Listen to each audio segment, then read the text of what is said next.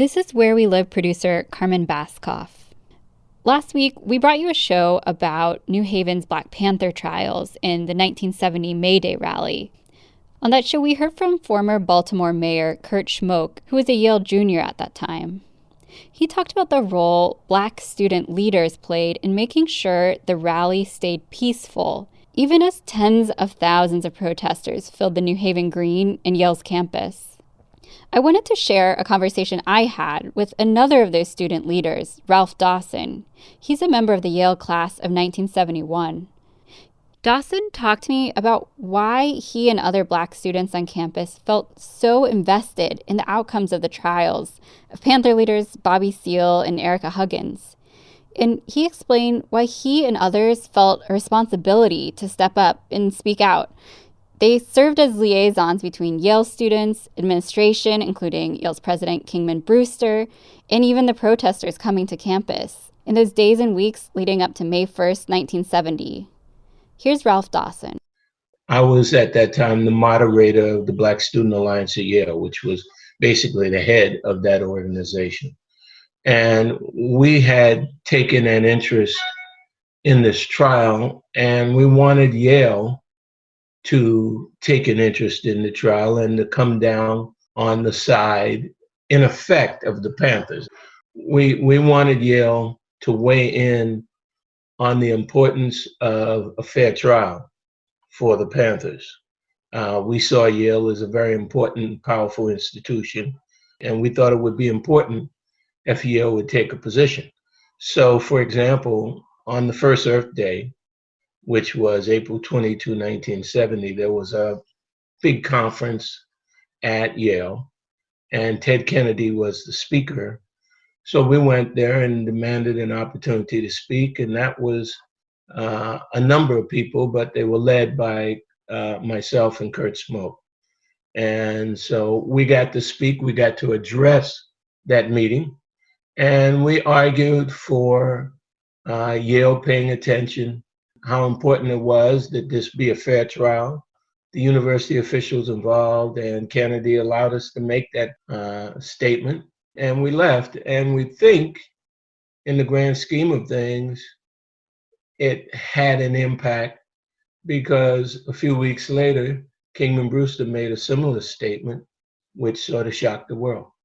He said he had his doubts, or that there was reason to seriously doubt, that a Black revolutionary could get a fair trial in the United States at that time.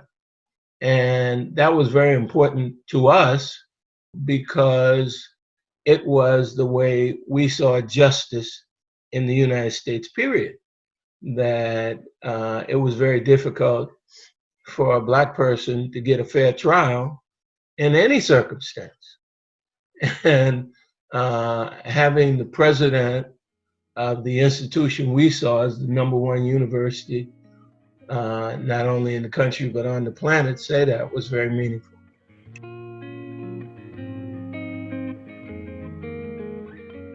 This was a time of angst and confusion for the students in general. You had the Panther situation, you had the anti-war situation. You also had primarily people from the extreme left indicating that they might want to tear down the university to make the point that things had to be done about the war and to some extent about the Panthers. So from our perspective, we wanted to make changes in Yale, but the forces that were gathering in April of 1970 didn't want to make changes in Yale. They wanted to tear down Yale. And we weren't interested in that. To many of the Black students, Yale had, in a number of respects, changed our lives for the better. And we thought that it was an institution that needed change, but we could help to make that change, and we could benefit from being there at the same time. From the standpoint of the BSAY, which is the Black Student Alliance at Yale, we felt that we had an ability to influence the situation. We viewed ourselves as the most effective student organization on the campus. We had a relationship from dealing on other things with the university, with the administration. We had been in communication over the years with President Brewster and with Sam Chauncey, who was the secretary of the university, and the provost. We made sure that we deployed our folks everywhere, that we used the influence that we had everywhere. So we had connections to the white students. We had connections to the university. We had some communications with the Panthers. We had some communications with the anti-war people. So we tried to tap in everywhere, to be present everywhere, and to try to channel the energy toward some nonviolent kind of change.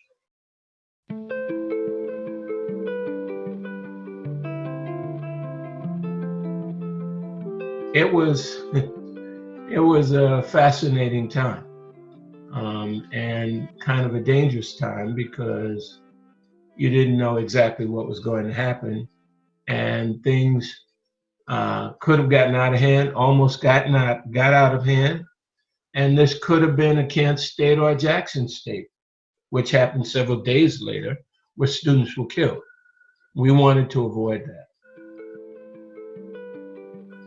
Things were happening so fast. It was hard to focus in on any single thing, except that out of it all, we did come to realize we had an ability to impact the situation at Yale, to impact what would go down at Yale.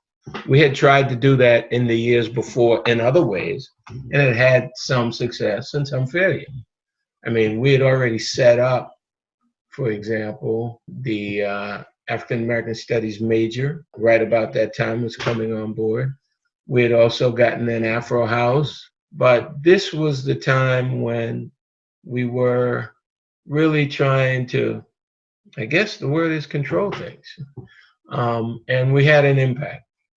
And I think we all learned from that. I mean, May Day 1970 was kind of a crash course. And I think you see that in the lives of all of us that were involved.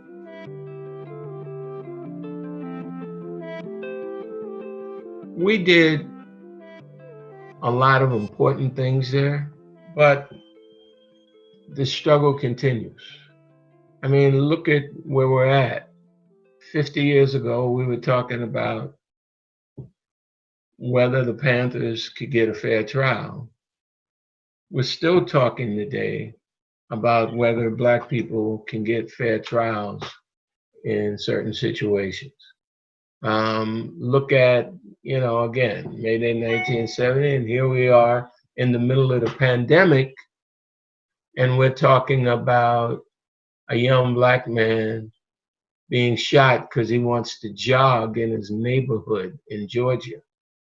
We still have these situations where racism, institutional racism, attitudes toward how people think about the other still rear their ugly head and have a tremendous impact even today.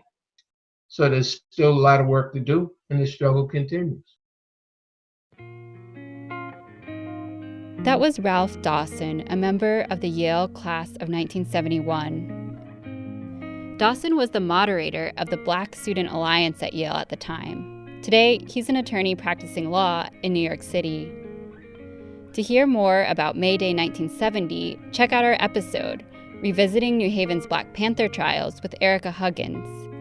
You can find it in the Where We Live podcast feed. I'm producer Carmen Baskoff.